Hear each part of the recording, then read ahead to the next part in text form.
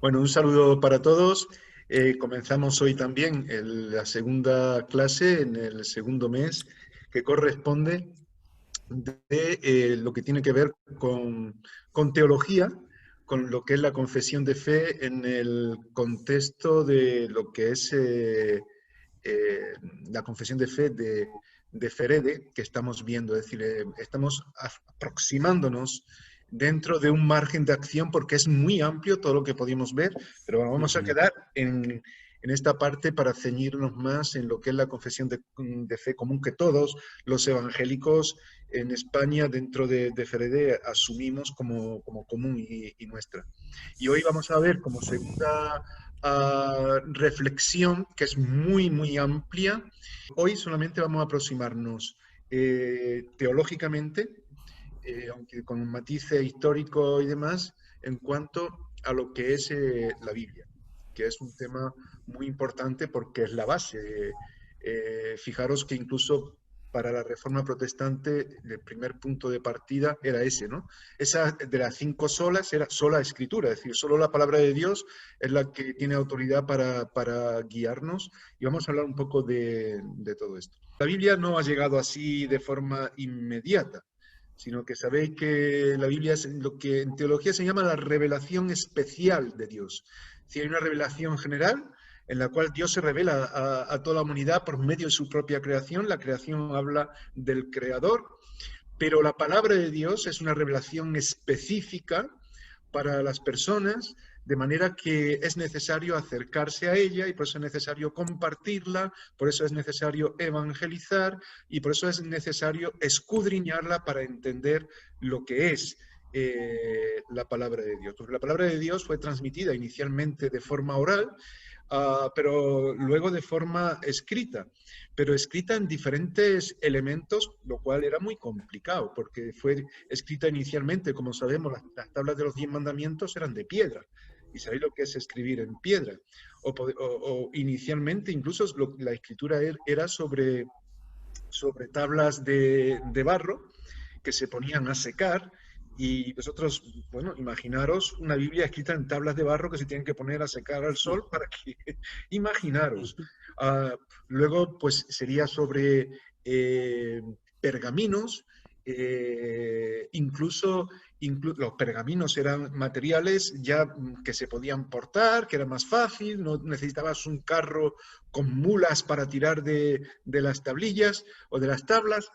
Eh, pero eran muy valiosos, la escritura no era fácil escribirla como ahora, el hebreo, que era por medio de este idioma que se escribió el Antiguo Testamento, excepto algunas partes que fueron en arameo, pero aquel hebreo no tenía vocales, no tenía puntos, no tenía espacios, todo iba pegado. Vosotros imaginaos nada más que un versículo que nosotros conocemos de memoria perfectamente, como Juan 3:16, si le quitamos todas las vocales, todos los espacios y dejamos las consonantes pegadas, la dificultad que podíamos tener para leerlo.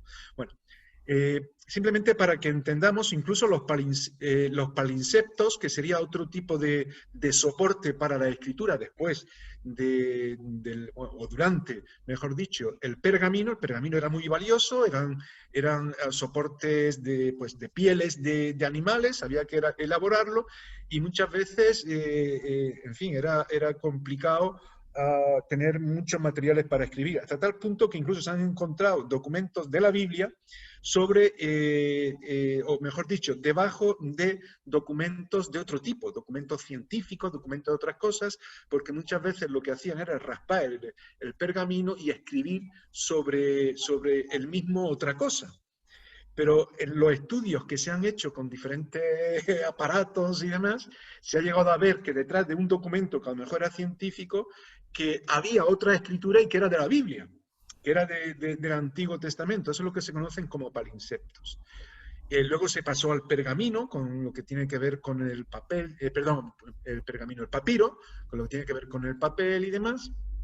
hasta llegar a lo que tenemos en la pantalla, que es lo que se conocía inicialmente como el códice. Los códices eran hojas bastante más gordas que las que usamos nosotros, cosidas de alguna forma para poder llevar todo aquello. Eso sigue después de los rollos, de los papiros, pergaminos, en fin, todo esto, ¿no? Es decir, que no es fácil, no es fácil comunicar la palabra escrita y damos, gracias a Dios, yo creo que es un milagro poderla tener después de tantos años como la tenemos eh, en la actualidad.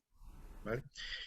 Fijaros, pensando un poco en el contenido, en una panorámica muy general del contenido bíblico, estamos hablando efectivamente de muchos años. Estamos hablando de miles de años. Pues en principio, cuando partimos simplemente, que se suele hablar de unos 4.000, 5.000 años más o menos, el periodo que narra la Biblia, en cuanto a la historia antigua y posteriormente el tiempo de Jesús, con las cartas de Pablo y demás, y los hechos, la verdad es que es un periodo muy amplio, porque empezamos desde la creación del mundo. En el principio creo Dios, pues ya a partir de ahí, imaginaos todo lo que se recoge. En este cuadro que os dejo aquí, a ver si lo podemos ver de alguna forma, ¿cómo puedo poner yo esto aquí para que veamos? Eh, Podemos, aquí se mencionan 17 periodos, eh, que en realidad pues, se refiere a, pues, a un tipo de bosquejo que se pueden hacer muchos de lo que es la palabra escrita, ¿no? Lo que es la Biblia. Y bueno, pues desde el Génesis, con todo lo que aquí pues, se menciona el periodo antes del diluvio, lo que tendría que ver con el diluvio, la dispersión de las personas y demás, a partir de un tiempo determinado también, con todo lo que tendría que ver con pues en fin, con la torre de Babel, con este sentido orgulloso de ser igual a Dios. Empezaríamos un tiempo de patriarcas, recordad la promesa ya a partir de Abraham, que es una promesa sobre una nación, sobre una tierra y sobre una simiente. En fin, aquí tenemos un bosquejo muy amplio y vamos a entrar en alguna cosa que yo creo que es interesante que tengamos en cuenta, donde puede haber algunas dudas. En todo ello hay una línea roja que va a mantener desde lo que es el libro de Génesis hasta el Apocalipsis, va a mantener esa línea que se refiere a Jesús. ¿Vale? ¿Habéis oído hablar o hemos mencionado en la anterior clase, no recuerdo, lo que es el protoevangelio? ¿No, Alexis? No, no. Bueno, el protoevangelio, cuando la palabra proto hace referencia a algo que, que es antes, que es antes, pero que, en fin, que tiene otra ubicación, digamos, porque cuando hablamos del evangelio, de las buenas nuevas, nos estamos centrando ya en un mensaje de salvación, ¿no? Pero claro, ese mensaje de salvación, verlo en el libro de Génesis, cuando Dios había creado al hombre y vio que todo era bueno y demás, pues sí, en el capítulo 3, en el versículo 15, ya aparece ese pasaje que se suele llamar el protoevangelio, es decir, el evangelio antes del evangelio, que hace referencia a que la mujer, o mejor dicho, el hijo de la mujer, la simiente, aplastaría la cabeza de la serpiente y la serpiente iría en el calcañar al hijo de la simiente, haciendo al hijo, a la simiente, a Jesús. Está haciendo referencia a Cristo, ¿verdad? Está hablando de la cruz, de que sería herido en el calcañar, es decir, refiriéndose a los tobillos, a sus muñecas, clavado en la cruz, pero él aplastaría la cabeza de la serpiente de Satanás. Bueno, esa ya es una aproximación que lo he apuntado aquí en este gráfico, donde pone el pecado, Génesis 3.15, eso es lo que se conoce como el protoevangelio. Y a partir de ahí, de esa promesa, en ese sentido de buscar a la salvación para todos los hombres, comienza una historia que es la revelación especial de la palabra de Dios para que el hombre se vuelva a Dios. Podríamos aquí puntualizar 1000 cosas porque tenemos toda la Biblia, toda la revelación de Dios en este sentido especial delante de nosotros y no podemos pararnos en todo. Pero vemos la importancia de que Dios en su misericordia libere, salve, redima al hombre de una forma pues en la cual en el Antiguo Testamento lo vemos muy constantemente hasta llegar a la cruz, que es esa salvación que da vida eterna, etcétera, etcétera, ¿no? No podemos pararnos en todo. Pero fijaros, ahí tenéis el proceso de esta revelación y quizás os pueda ser útil. Incluso el cuadro lo podéis encontrar. Yo lo busqué por internet, que me parecía interesante, y lo localicé. Lo podéis encontrar ahí también, pero aquí lo podéis ver. Me gustaría llamar vuestra atención a esta línea, podríamos decir genealógica, que en realidad es la base del pueblo de Israel, que luego conllevará otras muchas cosas. Abraham recibió esa promesa, ¿verdad? De que tendría una gran descendencia que sería incontable, pero tenía que salir de la situación donde estaba en Ur de los caldeos. Y todo eso tiene que ver ya con lo que Dios estaba delineando con la salvación que en Cristo habría, ¿no? Y ya en el Antiguo Testamento se va caminando también por fe hacia esa línea. Bien, cuando hablamos de la historia de la Biblia es importante entender también la formación del pueblo de Dios, el pueblo de Israel en el Antiguo Testamento. Fijaros que estamos hablando de Jacob. Recordáis que Jacob sería quien se llamaría Israel, el que lucha con Dios, y a partir de ahí surgiría una nación. Me llama la atención de cómo Dios escribe sobre situaciones que son muy complejas, porque el pueblo de Israel incluso surge de 12 tribus, ¿no? ¿Cuántos hijos tuvo Jacob? ¿Os acordáis? Podéis abriros los micros si queréis. Si no tenéis ruidos ambientales, podéis abriros los micros para poder hablar. Los que tenéis muchos ruidos, lo podéis abrir solamente cuando vayáis a hablar y ya está, no pasa nada. Vale. Decía, si recordáis cuántos hijos tuvo Jacob. 12. 12. ¿Seguro? Bueno, tuvo más, pero vamos. Sí, tuvo más. ¿Tuvo 12 o tuvo más? Hombre, tuvo y hijas, Bueno, por lo menos una. por lo menos una. Por lo menos una que sepamos. Porque es verdad que normalmente nos olvidamos de Dina y hemos de tenerla en cuenta también. Perdonadme que el gráfico que pongo en pantalla esté en inglés, pero me gustaba más esta forma de organizarlo y por no hacerlo, porque tengo otros en castellano, pero como se entendía bien, digo, bueno, lo voy a dejar para hablar un poco de algunas cuestiones que yo creo que nos pueden ayudar. Las 12 tribus de Israel sería la base para formar un pueblo que fuese utilizado por Dios para alcanzar a todo el mundo, ¿no? Es decir, para esa gran comisión de ir por todo el mundo y predicar el Evangelio hasta lo último de la tierra, que es para lo que Dios sacó a Abraham inicialmente, aunque Abraham no supiera para qué lo estaba sacando de Ur de los Caldeos. Es lo que el protoevangelio de alguna forma iba ya a proyectar. Y todo ello porque el hombre es pecador y Dios nos ama. Y esa conjunción hace que aflore pues todo lo que tiene que ver con todo el plan de Dios para este mundo. Bueno, voy a intentar centrarme en lo que vemos para que no utilizar demasiado tiempo, si no luego no nos dará, no tendremos el tiempo suficiente. Fijaros, mencionaba lo curioso cómo Dios actúa, porque Dios forma un pueblo con un hombre que era un tanto especial, Jacob. Jacob era un hombre, era un santo perfecto. No, más bien no. Madre mía, Jacob. Jacob se encaprichaba de una mujer y luchaba por ella y recordad que Jacob se enamoró ¿de quién? De Raquel. Ahí aparece como Rachel, ¿no? Y trabajó allí con su tío no sé cuánto tiempo, 7 años, ¿no? por ella y al final lo engañan y le dan a Lea,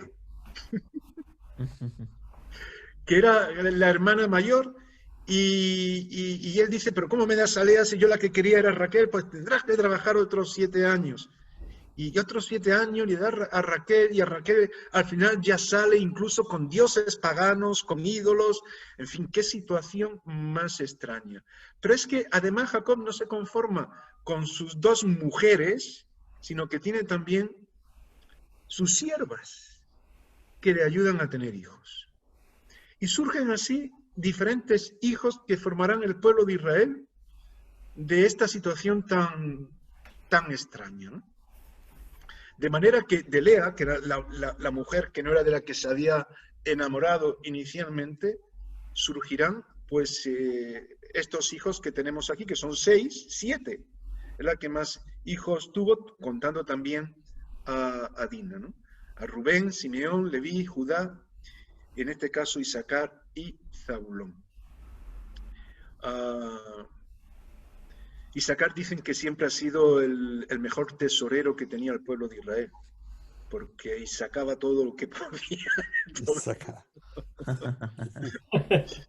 Perdóname el chiste. Mirad, quería llamar la atención sobre una cosa. Leví era una tribu que se escogió, ¿sabéis para qué? ¿Recordáis? Adoración.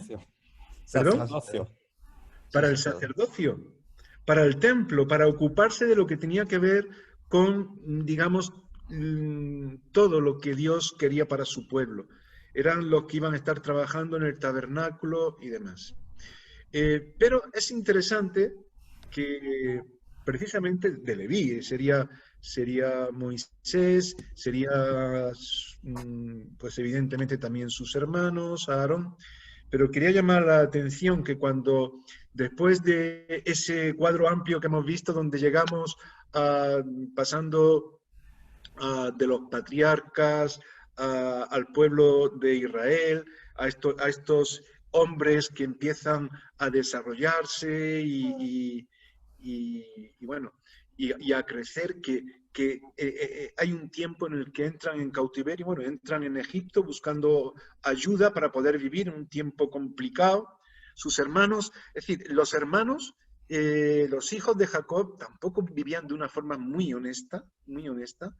Recordad que había envidias, que buscaban siempre intereses personales, que incluso llegaron a vender a José, a uno de sus hermanos, por ser un tanto preferido de Jacob. Fue una situación tremenda. Y José al final es usado por Dios, llevado a Egipto, llega a ser allí primer ministro, está utilizando su cargo para ser de bendición a aquella tierra. Sus hermanos, entre otras muchas personas de diferentes lugares, van a buscar ayuda a Egipto porque se estaban muriendo de hambre. Se encuentran que es José quien está allí, les bendice, se quedan allí a vivir y forman un pueblo que están un montón de años, siglos, como 4 siglos en Egipto, en Gosén, un territorio allí especial, privilegiado, pero al final entran en cautiverio. Bueno, cuando salen de todo aquello por mano de Moisés para ir a una tierra prometida y seguir con el cumplimiento de la promesa de hacer una nación grande, los hijos de Jacob, de Israel, se dividen el territorio en esa conquista de la tierra de Canaán. Pero las tribus en las que se divide serían 12 realmente, porque Leví, como comentaba antes, no tendría parte en todo ello, sino que tendría como territorios en diferentes lugares comunes, porque Leví tendría específicamente lo que tenía que ver con el tabernáculo y posteriormente con el templo. Entonces, si quitamos a Leví, se nos quedan 12 tribus. Y la pregunta es, si son 12 hijos y quitamos a Leví, ¿cómo se quedan 12? ¿Recordáis por qué? Porque se divide el hijo de José, ¿no? Los hijos de José se dividen en 2 tribus, ¿no? Efectivamente, no tenemos una tribu que sea Josepita o Joseita, sino que tenemos, recordad que cuando ya Jacob era muy mayor, llevó José a sus hijos para que orase por ellos, buscando en la dirección de Dios que ellos en ese sentido fuesen ungidos, podríamos decir, para dirigir también unas tribus concretas, ¿no? Y sería la de Manasés y la de Efraín. Por lo tanto, ya serían 13, pero la de Leví sería dedicada solamente a lo que tenía que ver con el templo y demás, por lo que quedarían esas 12 tribus de esa manera. Creo que es importante que eso lo tengamos en cuenta para que cuando veamos ciertas cuestiones, pues entendamos también esto. Entendamos que dentro de Leví también no todos son sacerdotes, sino que solamente, porque antes estabais diciendo, bueno, los de Leví son los sacerdotes, no todos. Todos los sacerdotes son levitas, pero no todos los levitas son sacerdotes. Claro, porque los sacerdotes serían los descendientes de Aarón. Recordad que Dios escoge a Aarón en ese momento que se ponen las diferentes ramas y la que reverdece era la elegida, en fin. Y sería la de Aarón. Había otros levitas que no eran de la familia de Aarón, que era de la tribu de Leví, que se encargarían también de cuestiones del templo y demás, pero no serían sacerdotes, ¿vale?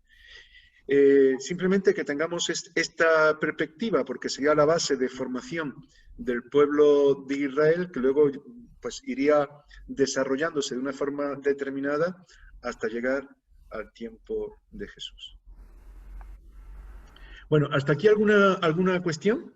He hecho una introducción muy rápida y siempre es extraña porque es muy difícil hacer una introducción en unos minutos nada más de toda la Biblia. Bueno, del Antiguo Testamento, porque ahora mencionaremos algo del Nuevo Testamento, pero claro, el Antiguo Testamento es lo más amplio. Cuando hablamos del Nuevo Testamento estamos hablando de un siglo, pero cuando estamos hablando del Antiguo Testamento estamos hablando de milenios, ¿no? Entonces, claro, pues es diferente porque ahí confluyen culturas de diferentes clases y es difícil pues dar una introducción lo suficientemente buena para entenderlo todo. Pero por lo menos ver a vuelo de pájaro lo más general. ¿Alguna cuestión que queráis apuntar en cuanto a contenido del Antiguo Testamento? Evidentemente tenemos que haber mencionado también el tema de los reyes, porque la línea en la que se va desarrollando el pueblo de Israel tiene que ver con una tribu, con Leví, que sería también el instrumento que Dios usaría para comunicarse a su pueblo de forma especial también.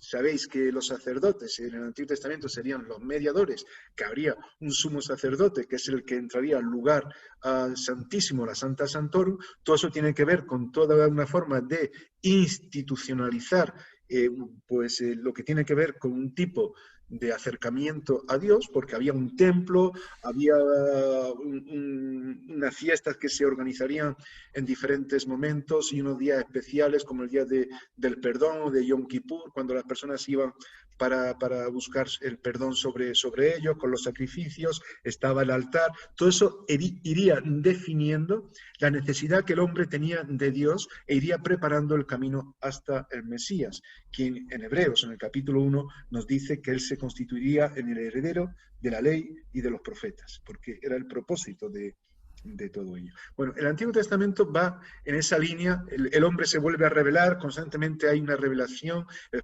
corazón de lo que somos muestra también, pues, en fin, todo eso que nos hace muchas veces caer, toda esa miseria, pero Dios es misericordioso.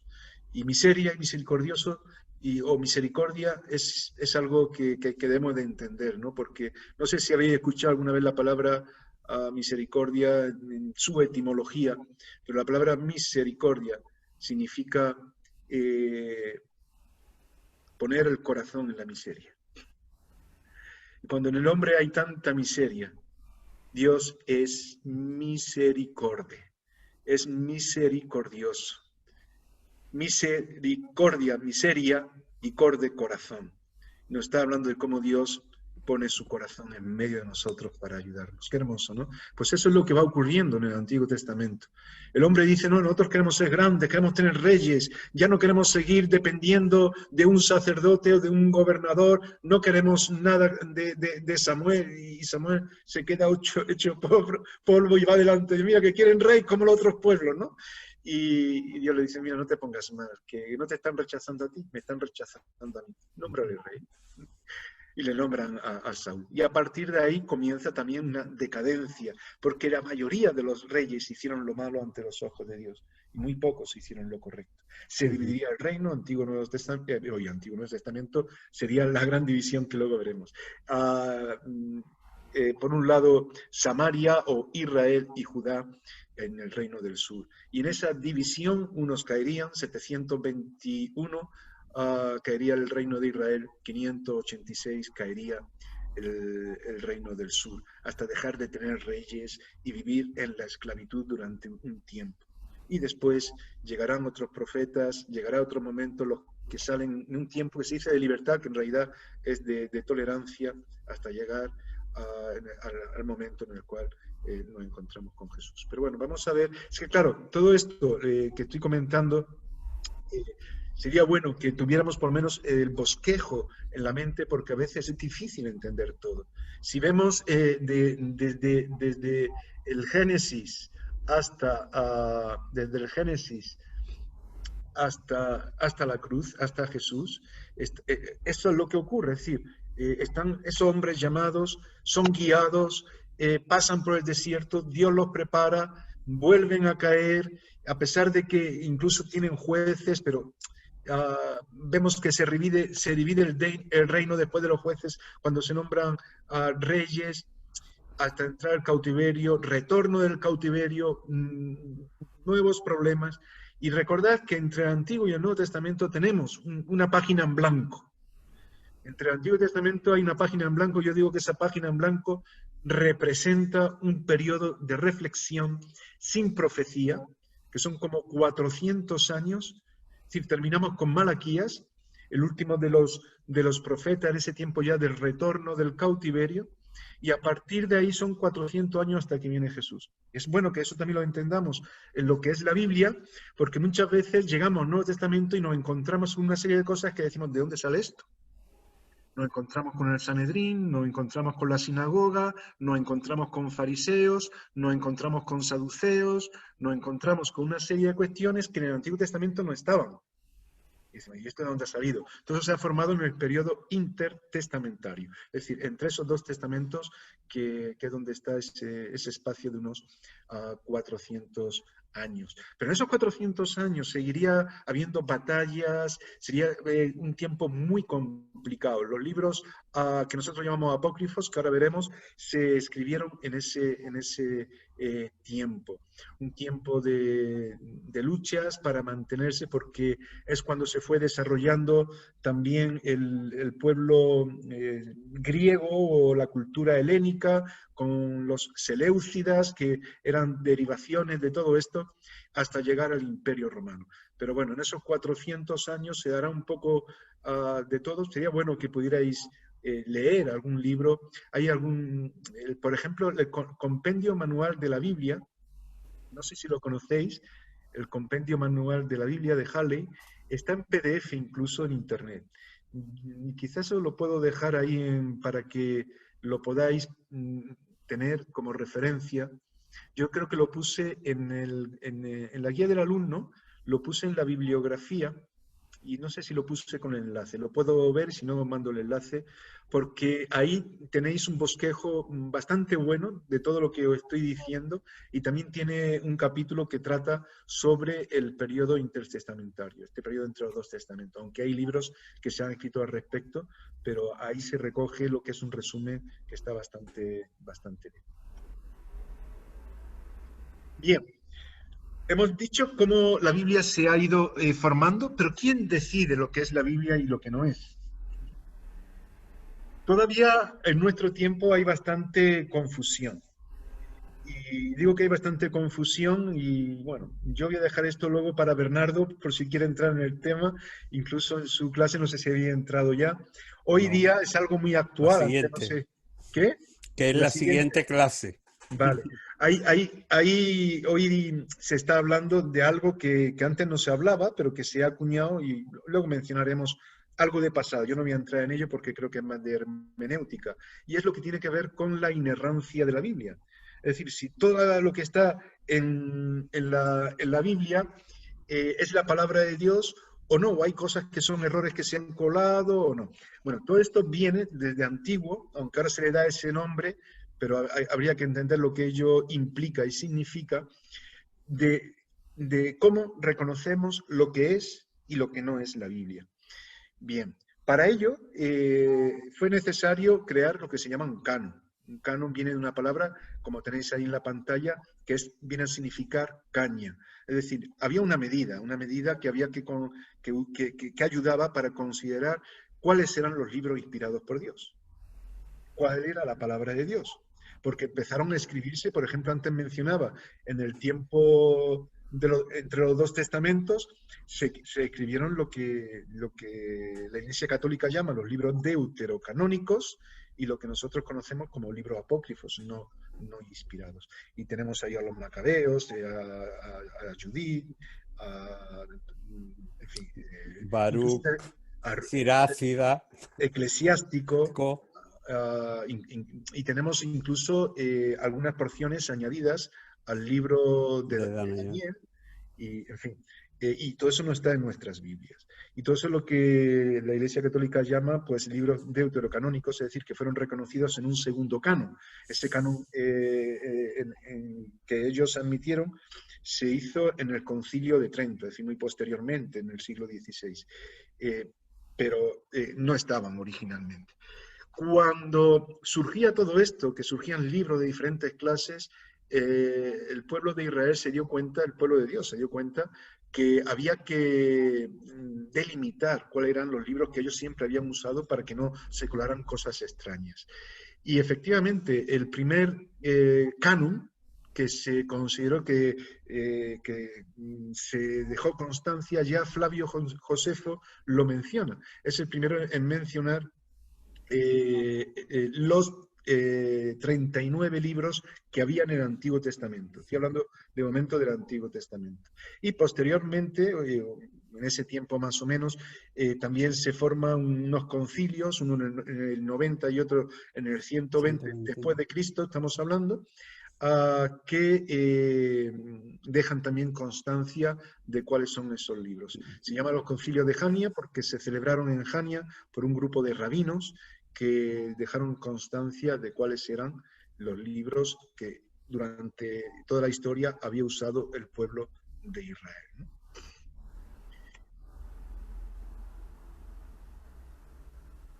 Aquí yo quería simplemente comentar un par de cosas. ¿Hasta ahora alguna duda o algo que queréis mencionar o añadir? No, que quizás la principal razón de la creación del Concilio de Jania era que al final del siglo I ya los judíos se estaban dando cuenta de que los cristianos estaban utilizando los libros del Antiguo Testamento.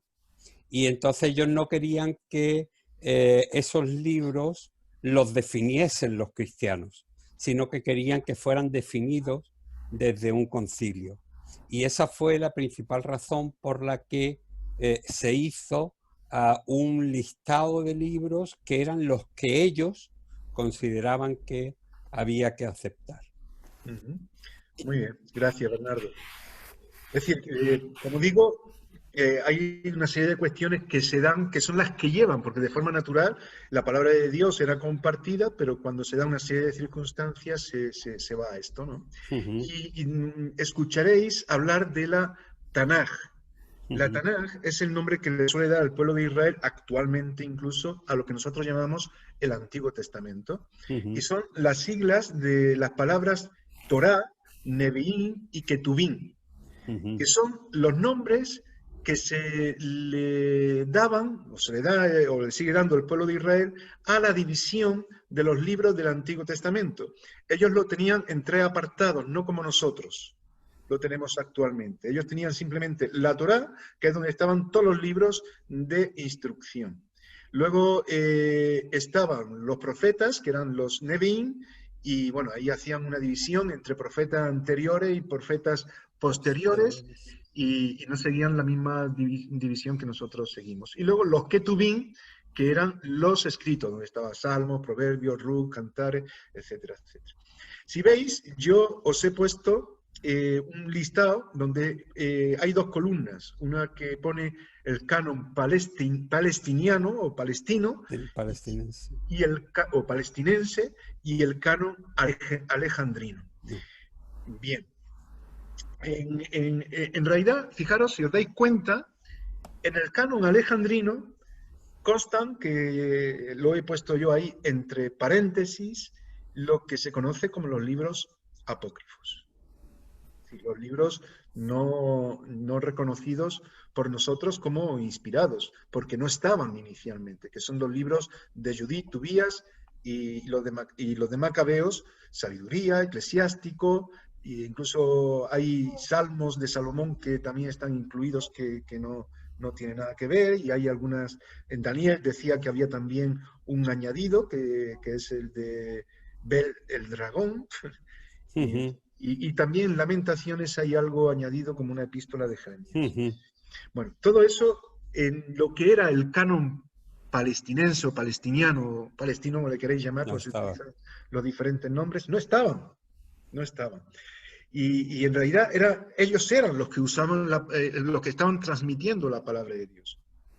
Estas palabras que yo te mando hoy, le diría Dios a su pueblo, a Moisés, estas palabras que yo te mando hoy las repetirás a tus hijos y a los hijos de tus hijos, y las pondrás en las puertas de tu casa y en tu frente, etcétera, etcétera. Es decir, ellos iban transmitiendo la palabra de Dios, conocían la palabra de Dios, sabían cuál era la palabra de Dios, y ellos constituyeron lo que era el canon de la palabra de Dios. Es decir, constituyeron, aclararon que lo demás eran cosas que estaban surgiendo. Y por eso es lo que se ha reconocido siempre como en los libros inspirados del Antiguo Testamento, pues han sido los que están en este canon. Pero, sin embargo, nosotros seguimos el orden del canon alejandrino. No el contenido, pero sí el orden. Es decir, no seguimos el orden de Torá, Nevín o de la Tanaj, sino el orden de lo que sería el canon alejandrino, que tendría que ver con la Biblia Septuaginta, perdón, con el Antiguo Testamento, la Septuaginta. La Septuaginta era una traducción que se hizo al griego de todo el canon palestinense. Y se hizo precisamente porque se estaba entrando en un tiempo donde la cultura helénica se imponía y era importante dar a conocer la palabra de Dios en un idioma que se pudiera entender también. Y es muy interesante porque lo que se sigue conservando del canon alejandrino está completo prácticamente, mientras que del canon palestinense, es decir, los documentos en hebreo están muy fragmentados. Y sabemos, por lo que se nos dice desde que se creó la traducción de la Septuaginta, que es bastante fidedigna a lo que eran los libros en hebreo. Lo que significa que el griego también nos ayuda bastante a la hora de acercarnos a la palabra de Dios, porque incluso en el Antiguo Testamento lo tenemos traducido al griego de la Septuaginta. Y es de ahí de donde nos viene, incluso, fijaros que básicamente las Biblias que usamos nosotros utilizan mucho la Septuaginta. Es decir, Casiodoro de Reina utilizó también bastante lo que tenía que ver con el texto griego. Y no se han creado, los eruditos que más han estudiado todos estos temas no han visto problemas de contenido de los libros que están traducidos al griego como que conlleven errores de alguna forma. ¿Vale? ¿Alguna pregunta hasta aquí? ¿No? ¿Seguimos? ¿Qué hora es? Que me vaya yo planificando un poco, que estoy hablando de todo y se me va el tiempo. La 1:10, van a dar. Uy, estás por ahí, Juan Carlos. Oye, estoy hablando. Muy bien, gracias. Bueno, vamos a seguir entonces con una siguiente pantalla. Vamos a entrar en el Nuevo Testamento. Cuando entramos en el Nuevo Testamento, es verdad que, bueno, yo no voy a entrar en muchas cuestiones porque es muy amplio, ¿no? Pero cuando hablamos de quién escribió el Antiguo Testamento, por ejemplo, Evidentemente que el autor es Dios, Ujú. igual que el Nuevo Testamento, pero Dios usó a muchas personas para escribir y para transmitir. Vamos a entrar al Nuevo Testamento y pensando en ello, pues llegamos a un punto en el que efectivamente se crearía una gran dificultad cuando hablamos de Jesús que viene al mundo, porque el Hijo de Dios es eterno, como hablábamos cuando vimos el tema de la doctrina de Dios, lo que tiene que ver con la Trinidad, pero cuando hablamos de Jesús, hablamos del Hijo de Dios histórico, que se da a conocer en la historia con un nombre propio, ¿no? Que nace de una mujer por obra del Espíritu Santo de una forma milagrosa y demás. Pero todo esto conlleva una serie de cuestiones que ya vimos en parte en la clase anterior. ¿Cómo se recoge esto? Pues efectivamente, Dios usará en ese tiempo a otras personas, a hombres inspirados por Él, para que compartieran todo ello. Hay una teoría que es la teoría Q, que se habla de una fuente que se utilizó también para escribir los diferentes, porque mirad, Marcos se entiende que fue el primer evangelio que se escribió, después seguiría Mateo, Marcos estamos hablando del año 40 y tanto, es el más inmediato, pero también es el más corto. ¿Por qué? Porque después, cuando escribe Mateo, ya tiene a Marcos escrito. Entonces puede contar también con lo que Marcos ha escrito. Y desde ahí puede implementar, es decir, puede complementar, puede desarrollar algunas cosas más de lo que él mismo había vivido. Y cuando llegamos a Lucas, que se escribiría alrededor del 80, pues claro, ya está Marcos y ya está Mateo también. Entonces puede contar también con las fuentes de ellos para también, desde su perspectiva, poder explicar un poco lo que estaba pasando. Y recordemos que Lucas no era uno de los apóstoles. Es decir, que está escribiendo de una perspectiva también diferente. Y la fuente Q es un nombre que le dieron, no vamos a entrar ahora de dónde surge todo esto, pero se dan cuenta en el estudio de los evangelios que hay una serie de temas que ni estuvo Marcos presente, ni estuvo Mateo, ni Lucas, ni Juan. Y bueno, ¿y cómo sabían ellos esto? Entonces se habla de una fuente que la han llamado fuente Q, que en realidad es la inicial de un nombre en alemán, que es Qulet, que significa fuente o documento. Y en realidad entendían que había algo que también ya estaba circulando, algo me refiero a un documento que estaba circulando sobre las enseñanzas de Jesús y que tanto Marcos como Mateo y Lucas bebieron también de esa fuente, por eso se habla de la fuente. Y cuando hablamos de Marcos, Mateo y Lucas, estamos hablando de los evangelios sinópticos, porque ahí vemos que no solamente hay fuentes muy comunes de lo que ellos mismos vivieron, a veces juntos, a veces separados, pero de una forma muy estrecha y siguen una línea muy parecida en el desarrollo de los temas, de manera que podemos complementar una serie, digamos, de pasajes viendo lo que dice uno y lo que dice otro porque suman, ¿no? A lo mejor Marcos dice una parte nada más, pero Mateo complementa diciendo algo más sobre eso mismo. Ujú. Por eso es bueno, y de hecho nuestras Biblias vienen muy bien preparadas, se ha trabajado mucho desde el punto de vista que podamos estudiarlas para que podamos pues tener una concordancia, o podamos ver en un título de un pasaje, que los títulos, evidentemente, digo de paso, no estaban en el original, sino que se han puesto para ayudarnos, y debajo de un título podemos ver una referencia a otro pasaje bíblico. Además, Mateo aparece tal cosa y debajo pone Marcos con el mismo pasaje para que veamos también lo que Marcos dice sobre eso, que es algo diferente, pero por eso digo que dan perspectivas que se complementan. Hasta llegar al Evangelio de Juan, que sería el último, que tiene una fuente diferente, digamos, a los demás, más que una fuente diferente, no, porque él tiene todo ya escrito, sino una perspectiva, una forma de escribir distinta. Entre otras cosas, porque los contextos son diferentes. Cuando escribe Juan ya a finales del siglo I, había una secta que era bastante fuerte, que era la de los gnósticos, y Juan tiene muy en cuenta eso porque estaba influyendo mucho en la sociedad. Y por eso cuando por ejemplo, habla del nacimiento de Jesús, no habla de Belén, no habla de los magos, sino que dice en el principio era el verbo, y el verbo era con Dios. Es decir, te quedas así, ¿qué forma de explicar que Jesús vino al mundo, no? Claro, porque está teniendo en cuenta una serie de conceptos que ya se utilizaban desde el gnosticismo para aclarar quién era la verdad y quién era Jesús, ¿no? El Logos. Bueno, Perdón, ¿quién esto... era Sí, la perdón. secta? ¿Cómo se llamaba? ¿Perdón? ¿Cómo se llamaba la secta? Los gnósticos. Ah, la secta, perdón, no te entendía. Gnósticos, Ah, gnósticos. gnóstico. Vale, vale.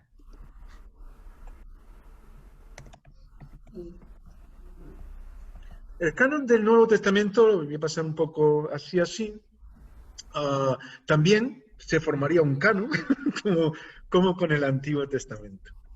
Y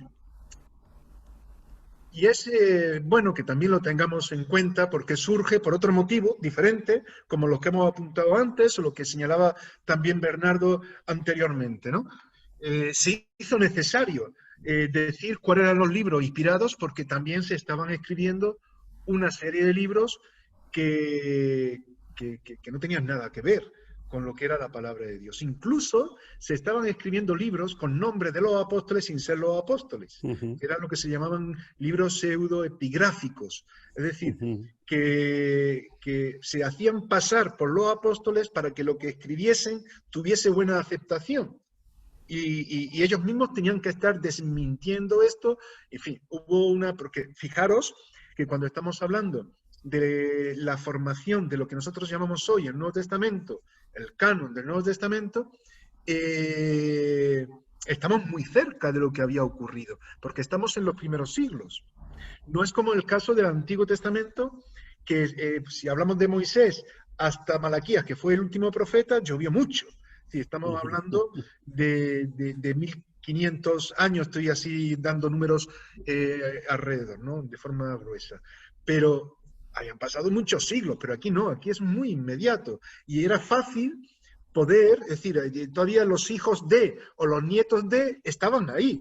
Y si alguno quería introducir alguna cosa escribiendo no sé qué, había que tener cuidado con todo ese tema. Entonces, a la hora de reconocer cuáles eran los libros inspirados, hubo una progresión, no fue una fecha determinada, además que se decía, mira, ya se reconocieron de forma inmediata en el primer siglo. Bueno, no fue exactamente así, pero sí que ya en el primer siglo ya estaban circulando los evangelios, ya estaban circulando las cartas del apóstol Pablo, ya estaba todo eso en movimiento, la palabra de Dios estaba fortaleciendo a los cristianos. Y serían los padres, los apóstoles, aquí se hace una diferencia de este tipo, hablando de los padres apostólicos,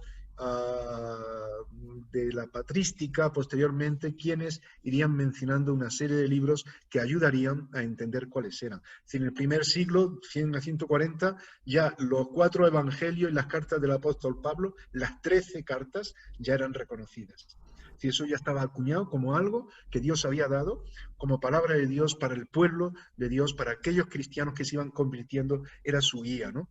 Y eso ya estaba muy claro, estaba constatado. Luego hubo un cierto proceso a la hora de reconocer otros libros, como fue el libro de los Hechos y las cartas pues de Pedro, Juan, las cartas generales, ahora mencionaremos por qué se llaman generales y demás. En fin, hasta que se consolida totalmente ya en el año 367, Atanasio pues presentaría un listado totalmente claro, consensuado y aceptado, que también sería ratificado en el sínodo de Roma en el 382 de forma definitiva, ¿no? Y bueno, podríamos mencionar los padres, lo que se llaman los padres de la Iglesia. En los primeros siglos hubo una serie de teólogos inmediatos que estuvieron señalando todos esos listados, dejándolos de forma muy, muy clara. En aquel tiempo se estaban haciendo ya añadidos falsos, como decía antes, pero incluso había algunos que hacían como listas de libros que estos eran los correctos cuando tampoco lo eran. Ocurrió con la secta gnóstica, pero ocurrió incluso con un canon que se llamó el Muratorio, que daba una importancia mayor al Nuevo Testamento, dejando atrás el Antiguo Testamento como que no era ya palabra de Dios. Y se iban a introducir una serie de cosas extrañas que hizo necesario que este canon se formara. No voy a pararme aquí demasiado, pero simplemente que tengáis en cuenta que hay una formación, que no cae la Biblia así tal cual, ¿no?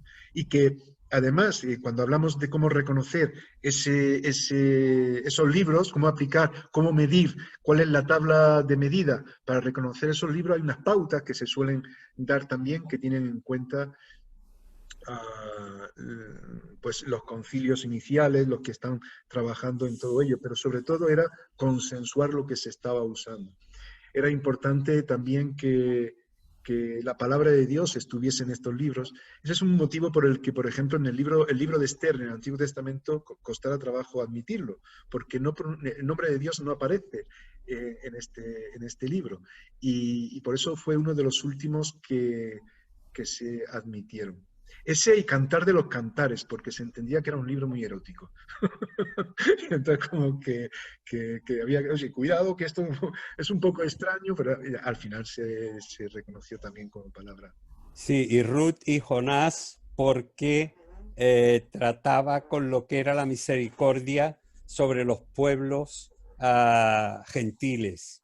Y entonces fueron de los últimos que se admitieron prácticamente en el siglo II ya de nuestra era, en el segundo concilio de Jannia.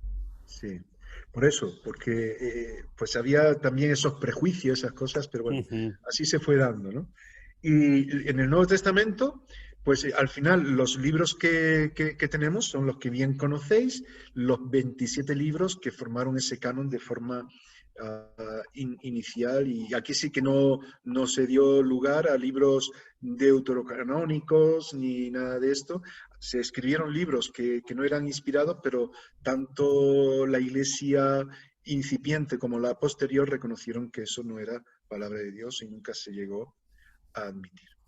Y tenemos, yo os he dejado aquí este bloque de los 27 libros porque podemos dividirlo en estas partes para que nos quedemos un poco con la línea y quizás llamaros la atención sobre alguna cosa que está bien tenerla en cuenta. Los evangelios, que ya hemos mencionado algo, que son biografías que tienen que ver con Jesús, los hechos de Jesús y de los apóstoles en ese tiempo. Luego tenemos los hechos de los apóstoles ya después de Jesús, una vez que Jesús asciende al cielo, ¿no?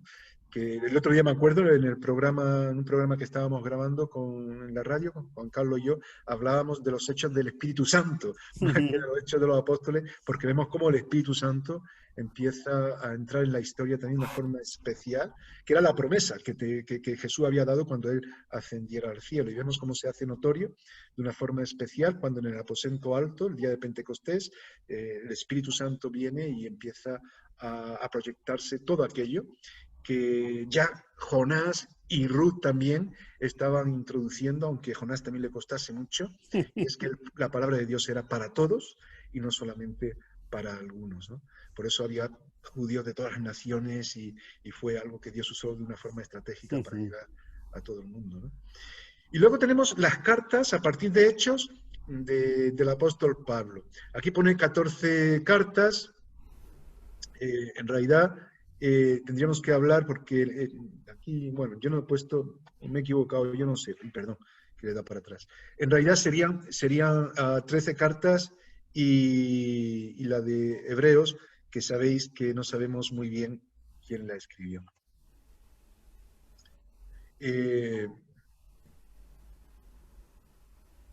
Bueno, iba a contar un chiste, pero es un chiste malo sobre Hebreo, no lo cuento. Cuéntalo. No, porque es un poco sexista, no me gusta mucho. Pero bueno, me lo contaron y sabéis que muchas veces se habla, pero que conste que yo creo que hay hombres que hablan más que las mujeres también, ¿eh? Sí. Pero este es un chiste que va por las mujeres, por el tema de que las Marías hablan mucho. No tengo aquí delante ninguna María, pero yo he conocido a muchos maridos también que hablan un montón. Ya, pues algunos dicen que quien escribió Hebreo fue una mujer, porque dice, después de estas breves palabras, y es la epístola más larga que hay en el Nuevo Testamento, y dice, después de estas breves palabras, pues fue una mujer quien lo escribió. Bueno, podría haber sido, y de hecho, bueno, hay varias teorías, pero no vamos a entrar en eso. Luego hay 7 cartas generales. ¿Sabéis por qué se llaman generales? Algunos las llaman bueno, las llaman también católicas, pero yo creo que no es un término acertado, porque las cartas católicas universales son otras. Cuando hablamos de cartas generales, las llamamos generales porque están escritas por diferentes autores. Diferentes autores. Si os dais cuenta, las cartas del apóstol Pablo tienen como título o como nombre en nuestras Biblias el destinatario de la carta. Es decir, el autor es Pablo, pero ninguna carta la titulamos Pablo 1, Pablo 2, no, sino que hablamos de la epístola a los romanos. Y lleva el nombre del destinatario. Sin embargo, las cartas generales no tienen el nombre del destinatario, sino el nombre de quien escribe. Y como son varios autores, por eso se habla de cartas generales, que es el caso de Santiago, primera y segunda de Pedro, y primera, segunda y tercera de Juan, y Judas. Fijaros que la única carta, para que si alguien os dice si alguien os habla de tercera de Tesalonicenses, no existe. La única carta que tiene 3 es Juan. Me viene otro chiste. ¿De quién era más ¿Sabéis? rápido, no? Ese lo sabes, lo Cortito. sabes. Ese lo sabes, me lo contaron. Está bien, porque dicen que cuando Pedro y Juan iban a la tumba de Jesús, si sabéis por qué Juan llegó antes que Pedro, porque Juan tiene tercera. Pedro solamente tiene segunda. Primera y segunda de Pedro, pero Juan tiene primera, segunda y tercera. Y 3 marchas. fijaros que dentro de las cartas generales hay 5 que son universales. ¿Qué significa eso? Que fueron escritas no a una persona en concreto, sino a la generalidad, al pueblo podemos entender de Dios en general, ¿no? Y esas 5 cartas generales he puesto ahí para que entendáis que se refieren a ellas, y ya en la Biblia te lo pone, ¿no? Que es Santiago, primera y segunda de Pedro, primera de Juan y Judas. Las demás están escritas a una persona concreta, que en realidad sería segunda de Juan y tercera. Y terminamos con un libro de revelación, que es como se suele también titular en algunos sitios, o de Apocalipsis, que para mí es un libro que, para entenderlo bien, fijaros, hay que entenderlo muy en el contexto de lo que vivió Juan, y que además es como un tipo, de alguna forma, de resumen de lo que es el Nuevo Testamento. Aunque a veces se quiere ver ahí muchas cuestiones. No vamos a entrar en el Apocalipsis. Bernardo, que está en ese tema, ya os estará comentando. Bueno, y aquí tenemos lo que es todo el panorama del canon del Antiguo Testamento y del Nuevo Testamento, incluso con los libros apócrifos que aparecen aquí como de forma transparente, como dando a entender, bueno, estos fueron aceptados como deuterocanónicos, pero no son libros inspirados, no tienen contenido de inspiración de Dios para nuestras vidas, aunque pueden tener y tienen datos que son muy interesantes para conocer también la historia de Israel en este tiempo, entre los dos testamentos. Recordad que es en este periodo que se van a trabajar una serie de cuestiones, como será la Septuaginta, como será el Sanedrín que comentábamos antes, partidos políticos y religiosos que estarían ahí añadidos, en fin, una serie de instituciones que es bueno saber más o menos cómo funcionaban para luego entender lo que ocurría en tiempo de Jesús. Seguimos. Bueno, digo aquí, no nos confundamos, porque a veces hay cuestiones muy sencillas que nos pueden confundir. Cuando hablamos de la Biblia, podemos hablar de versión. Una cosa es la versión, por ejemplo, yo tengo aquí una Biblia que, bueno, si alguno dice, ¿esta Biblia creéis vosotros que puede tener algún error? Uy. Es una Biblia de Reina Valera de 1909. Bueno, tiene un error. Estáis todos callados por si acaso. Sí. En principio, fijaros qué error tiene. ¿Lo veis? Ahora, está al revés. Está al revés. Es el primer error. Quien la imprimió, lo editaron al revés. Es decir, que esta es la última página. Y de hecho me la regalaron me lo regaló un librero, porque me dijo, mira, estas Biblias salieron mal. Las pusimos al revés. Está en árabe casi. Sí, sí, está casi en árabe, que como los orientales, o que empieza desde, como es el caso del hebreo también, desde la última página, que para ellos sería la primera, y de izquierda a derecha, al revés, de derecha a izquierda y no de izquierda a derecha, como nosotros solemos leer. Cuando abrimos algunas de nuestras Biblias, nos vamos a encontrar que se nos habla de la Biblia según la versión de Casiodoro de Reina o Cipriano de Valera, etcétera, etcétera. Y luego pone revisada. Una cosa es la versión y otra cosa es la revisión. Es decir, la Biblia según Casiodoro de Reina, revisada por Cipriano de Valera. Vale. Y luego podemos encontrarnos con traducción. Es decir, las Biblias, teniendo una versión que puede ser de Casiodoro de Reina o de cualquier otro de los que Dios usó, de las personas que trabajaron en la traducción de los originales de una forma determinada, porque uno puede traducir desde los originales y concluir con palabras que no son exactamente las mismas que usa Casiodoro de Reina en este caso, que estamos mencionando. Porque está buscando las palabras más adecuadas en su idioma. A lo mejor yo en castellano puedo entender que una palabra más adecuada es una o es otra. ¿Vale? Y hay que tener en cuenta un poco eso. Por eso yo creo que el otro día os preguntaba cuál sería el mejor sitio para clasificar una Biblia en una biblioteca. ¿Os preguntaba algo de esto? Sí. ¿No fue a vosotros? Yo creo que sí. Sí, sí. ¿Recordáis lo que dijimos? ¿En qué sección sería lo más adecuado? En cualquiera, ¿no? No, hay una sección que sería específica y es normalmente, y además por obligación casi se hace, normalmente en una biblioteca se suelen poner en la sección religiosa. Sí, hay sección religiosa y ahí está el Corán, están padres de la iglesia, está no sé qué, hay Biblias, está en la sección religiosa. Pero yo siempre digo que, y así lo hago en mi biblioteca y creo que es como se debe de hacer y creo que, evidentemente en las bibliotecas evangélicas protestantes se hace así. La sección de una biblioteca para la Biblia es la sección de Biblias. Sección de Biblias. ¿Por qué? Porque hay muchas Biblias escritas en diferentes momentos, gracias a Dios, y en diferentes idiomas.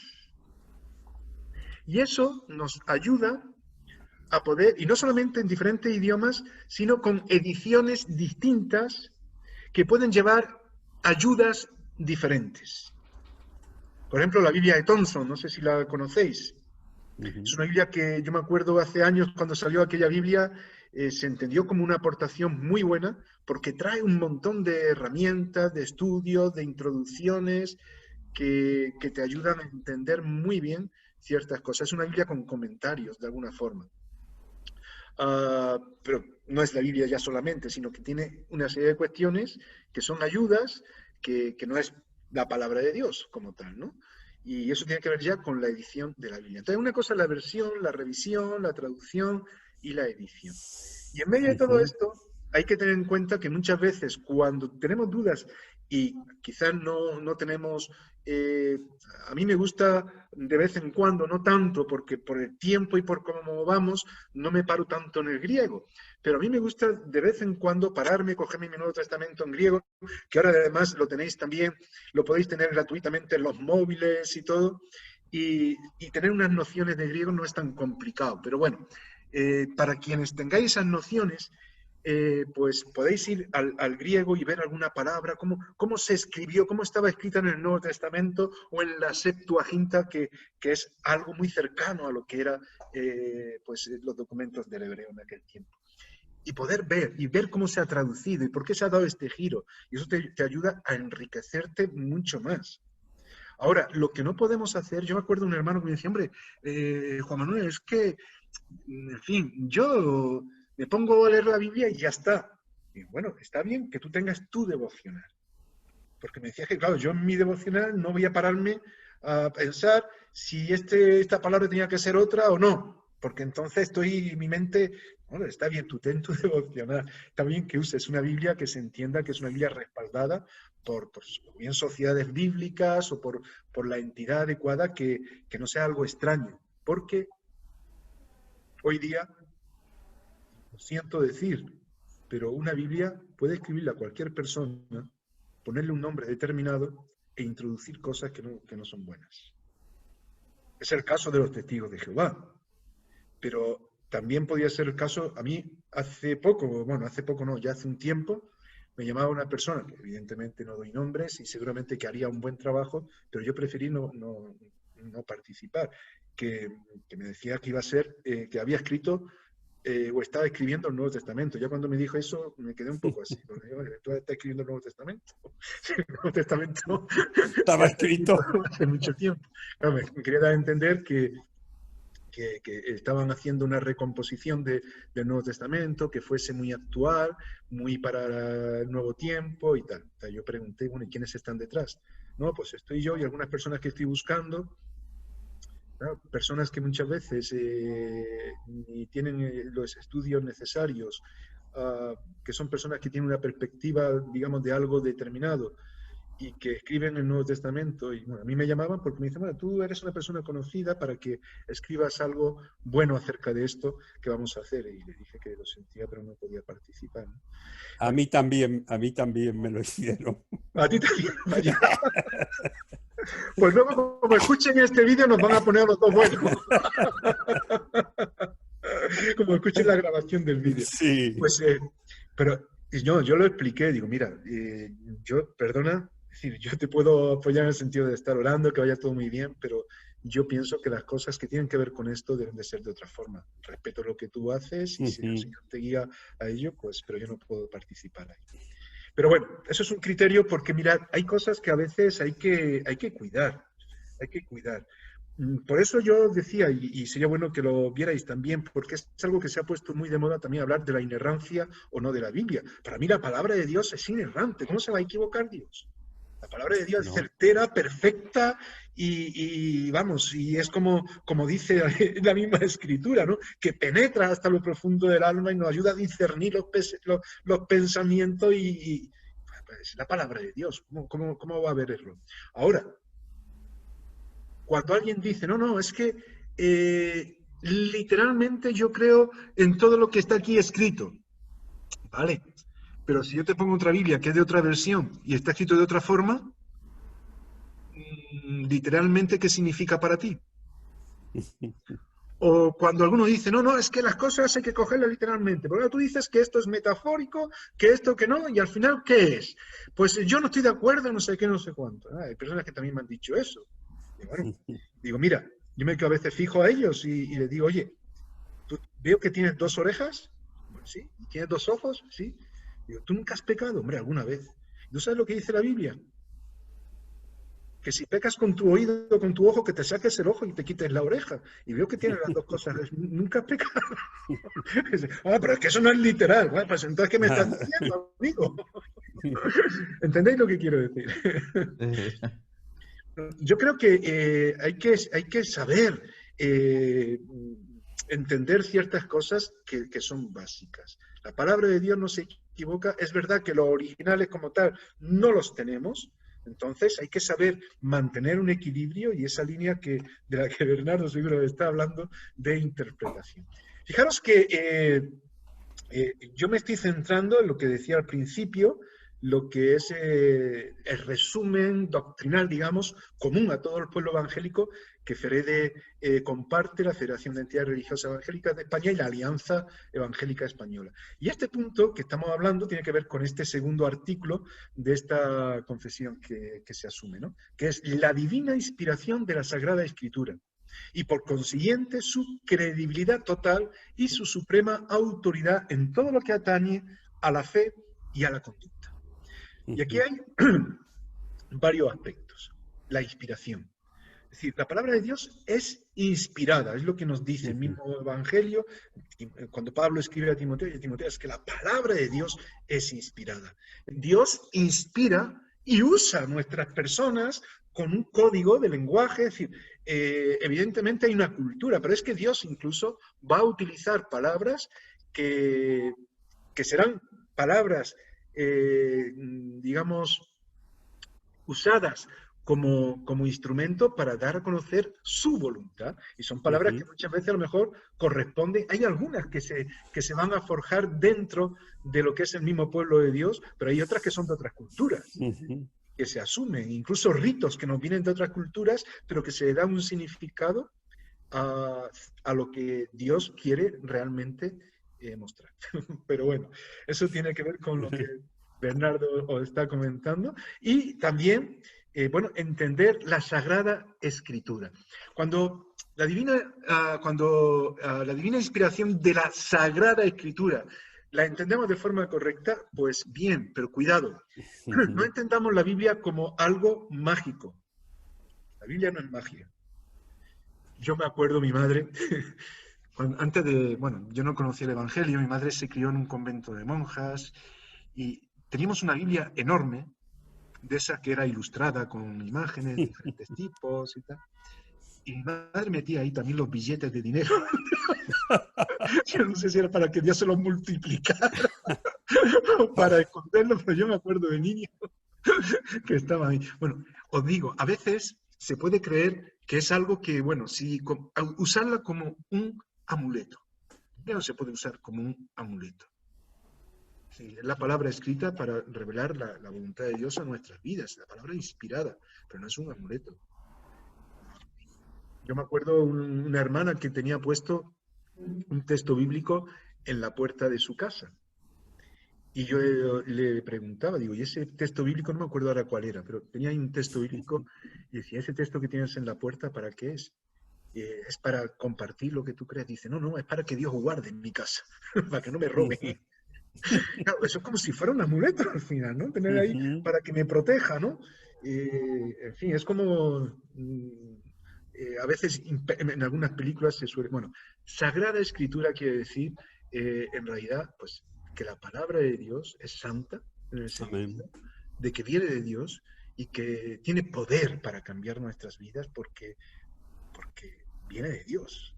Cuando hacemos lo que Dios quiere, pues vemos que Dios obra en nuestras vidas. Pero cuidado con hacer que somos muy dados de la Biblia o de algunas palabras determinadas un tipo de amuleto o de cuestión mágica que no corresponde. Y por otro lado, claro, es autoridad, y esto era algo importante que también se destacó. Recordad que la Reforma Protestante, pues, efectivamente, una de las 5 solas, la primera era la sola Escritura, ¿no? Que mencionábamos antes. Bueno, y esto también se destacaba, es decir, la importancia de la autoridad. La palabra de Dios tiene autoridad para guiar nuestras vidas, darle autoridad a la palabra de Dios que nos guíe en cuanto a nuestra forma de entender. Es decir, ¿por qué creo yo algo determinado? ¿Porque lo he leído en un libro? ¿Porque he visto una película? Hay hermanos que, por ejemplo, a veces me hablan del rapto, y no voy a entrar ahora en esto, porque no tiene nada que ver con tal. Y nada más que cuando me hablan del rapto, digo, oye, ¿has visto la película esta? Digo, sí, ya lo sé. Está. Ya está. Pero no es eso lo que está diciendo la palabra de Dios. Ah, no. Bueno, no voy a entrar en ello. Pero muchas veces nos dejamos llevar por libros, películas y cuestiones que sin escudriñar, investigar lo que dice la Sagrada Escritura, la palabra que es de Dios, llegamos a conclusiones que no son las adecuadas. Y por eso es importante que los hijos de Dios seamos expertos en la palabra de Dios. Que nos empapemos de todo aquello que viene de la Escritura. Es la autoridad máxima. Amén. Siempre va a ser la palabra de Dios, no otra cosa. Y todo, incluso lo que yo estoy diciendo ahora mismo, evidentemente tiene que estar siempre sopesado a la luz de la palabra de Dios. Un problema que había en el tiempo de la Reforma es que se entendía que la Biblia no era para el pueblo, sino que la Biblia, y eso puede ser todavía hasta cierto punto según cómo nos comportemos, sino que la Biblia era para los clérigos, y los clérigos eran los que tenían que interpretarla y compartir lo que creyesen oportuno. Hasta tal punto que, bueno, que yo me acuerdo, antes de convertirme, que yo lo que escuchaba en cuanto a las cuestiones de la Biblia y demás, es que había que aceptar lo que me dijeran y punto. Era la fe del carbonero, que diría Unamuno, ¿no? Yo creo porque sí, y ya está, porque me lo han dicho, esa era la fe que yo tenía, que no era una fe basada en el Señor y una relación personal con el Señor, ni mucho menos, ¿no? Y claro, yo en ese tiempo lo que entendía es que doctores tiene la Iglesia, que era lo que se enseñaba, ¿no? Doctores tiene la Iglesia, que son los que tienen que decidir y no yo. La verdad es que cuando me convertí, vi que las cosas eran muy diferentes, aunque luego me di cuenta también que entre el pueblo evangélico también se decía que doctores tiene la Iglesia y muchos se desentendían de muchas cosas y dejaban bajo otros criterios a otras personas por entender que estaban más preparadas. Pero todos tenemos que buscar ser expertos en la palabra de Dios. La Biblia estaba encarcelada en aquel tiempo. Y fijaros, la Iglesia determinaba lo que decía la Biblia. Eso es algo curioso. ¿Qué pensáis vosotros? ¿Qué es lo que quién tiene que determinar lo que dice la Biblia? Dice lo que se está diciendo aquí, que era lo que se enseñaba en el tiempo de la Reforma Protestante, es que pues por parte de la Iglesia Católica, que nadie podía interpretar la Biblia nada más que la Iglesia. Por lo tanto, no era de lectura personal, nadie podía leerla, no era de examen libre, sino que era solamente una herramienta de los clérigos y de la Iglesia para que la interpretación fuese desde ahí.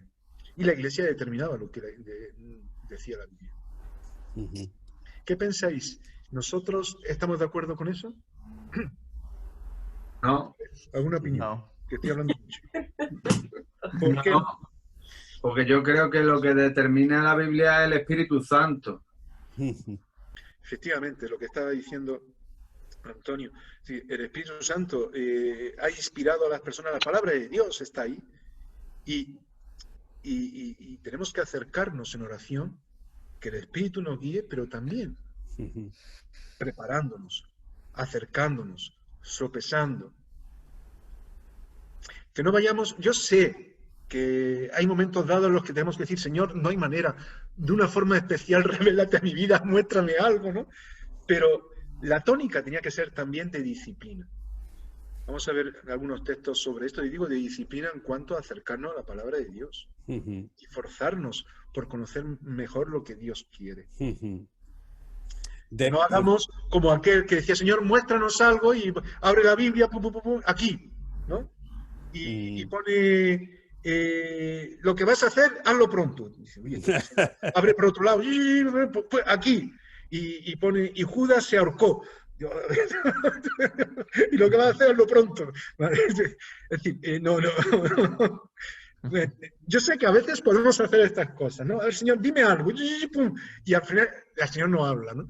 Pero sería bueno una disciplina de acercarnos a la palabra de Dios de forma adecuada. ¿Ibas a decir algo, Bernardo? Perdona. Sí, una cosa muy interesante es que en el estudio sociológico de la época de la Reforma se analiza muy bien el cómo la razón que daba la Iglesia es que como la única versión que se podía leer era el latín, y el latín era un lenguaje que solamente podían recibir como educación la gente rica y los clérigos, también los abogados se les daba, y era, es decir, era, digamos, una élite, los únicos que podían leer eso, ¿no? Entonces, como el pueblo era tan inculto que no sabían siquiera leer en su propia lengua, una de las grandes luchas de la Reforma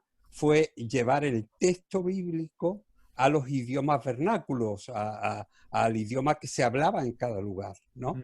Y entonces la razón por la que la Iglesia determinaba lo que decía la Biblia es que eran los únicos que sabían latín y que además, es decir, las únicas versiones que se podían utilizar porque las demás estaban prohibidas, era la versión de la Vulgata, que era la versión latina, ¿no?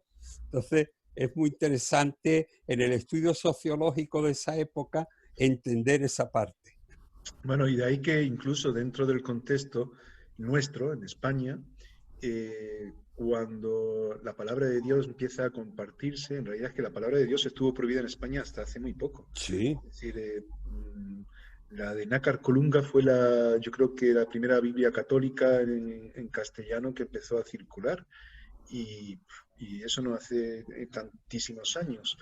Y cuando el pueblo evangélico empezó a abrir iglesias y demás, por eso se abrían colegios, porque había también mucha analfabetización y claro, había que trabajar desde los pequeñitos, abrir escuelas, porque no solamente, como decía Bernardo, en aquella época, claro, muy pocos sabían latín, pero es que el pueblo no tenía acceso para ser educado, ¿no? Y la Reforma Protestante ya en ese tiempo empezó a trabajar abriendo colegios para que el pueblo fuese formado. Y por eso es importante que la Iglesia hoy día busque la formación también de sus miembros, de todos los creyentes del pueblo, para que pueda entender por sí mismo la palabra de Dios. Amén. Sin embargo, muchas veces nos encontramos con iglesias que tristemente no dan ninguna importancia a la formación. Entonces, ¿qué ocurre? Que se recibe por palabra de Dios solamente lo que dice una persona y no hay una relación personal tan profunda como debería de existir acercándonos a la palabra de Dios para contrastar todas las cosas. Y es muy interesante porque el mismo Nuevo Testamento ya fue escrito, la Septuaginta también tenía ese motivo, para que llegase a todo el mundo. Fijaros que el Nuevo Testamento, lo he puesto ahí, bueno, lo señalo ya de paso, fue escrito en griego koiné. Y el griego koiné significa del pueblo. Y el griego koiné no era el griego clásico, que era el de los filósofos, el de Platón, Aristóteles, el más complicado de entender por sus conceptos filosóficos, sino que era el idioma del pueblo. Y es que la Biblia fue escrita para el pueblo, no para los clérigos. Y la palabra de Dios es lo que da origen realmente a la Reforma Protestante. No hay que olvidar ese dicho que fue acuñado, que yo creo que es muy oportuno, que la Iglesia, pueblo de Dios, siempre tiene que estar reformándose. Y eso se olvida, la segunda parte, según la palabra de Dios, en base a la palabra de Dios. Y eso es algo que es necesario. Y de ahí la importancia de que haya muchas traducciones de la Biblia también para que pueda llegar, y hoy día, pues gracias a Dios, ya está traducida prácticamente a todos los idiomas del mundo. Todavía falta alguno, pero ya puede circular de esa forma, de manera que la palabra de Dios pueda correr. Vamos a seguir, a ver si me ha atascado esto. Bueno, aquí estaba dando algunos textos que podíamos incluso, para así descansar yo un poquito, algunos textos que nos habla de la palabra de Dios. En realidad, podíamos leerlo algunos. Deuteronomio 6:4 lo recordáis, ¿verdad? ¿Qué dice? Oye Israel, Jehová nuestro Dios, Jehová uno es. Y amarás a Jehová tu Dios de todo tu corazón y de toda tu alma y con todas tus fuerzas.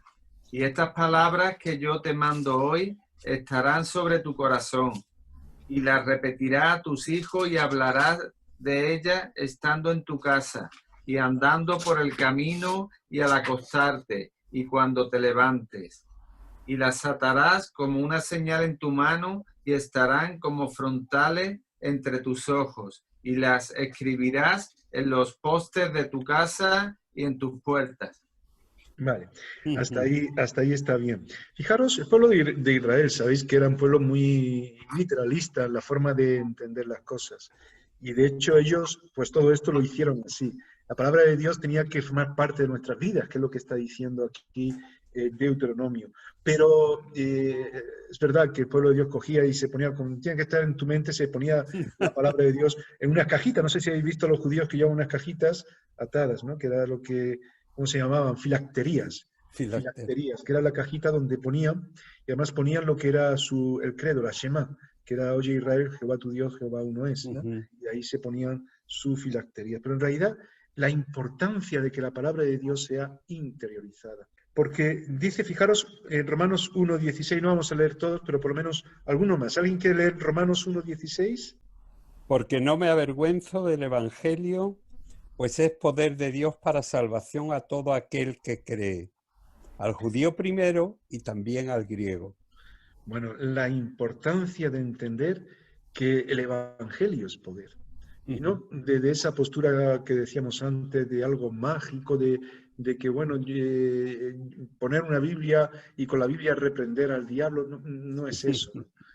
Porque el papel es tinta y lo que cuenta es la palabra de Dios, que es lo que Dios quiere que hagamos, quiere que vivamos, ¿no? Claro, efectivamente. Que muchas veces, por el literalismo incluso del pueblo de Israel, se caía en lo peor. De ahí el problema de los fariseos, cuando Jesús hablaba de ayudar a las personas y sometía la ayuda de las personas al criterio de la tinta y de la ley, de las leyes. Y Jesús tenía que decir, pero vamos a ver, el sábado se creó para ayudar al hombre y no al hombre para cumplir el sábado. Es algo diferente, ¿no? Y muchas veces podemos caer en estas cuestiones, perder lo que es la palabra de Dios. En segunda de Tesalonicenses terminamos con este texto, capítulo 3, versículo 1. Vale, aquí. Sí. Por lo demás, hermanos, orad por nosotros, para que la palabra del Señor corra y sea glorificada, así como lo fue entre vosotros.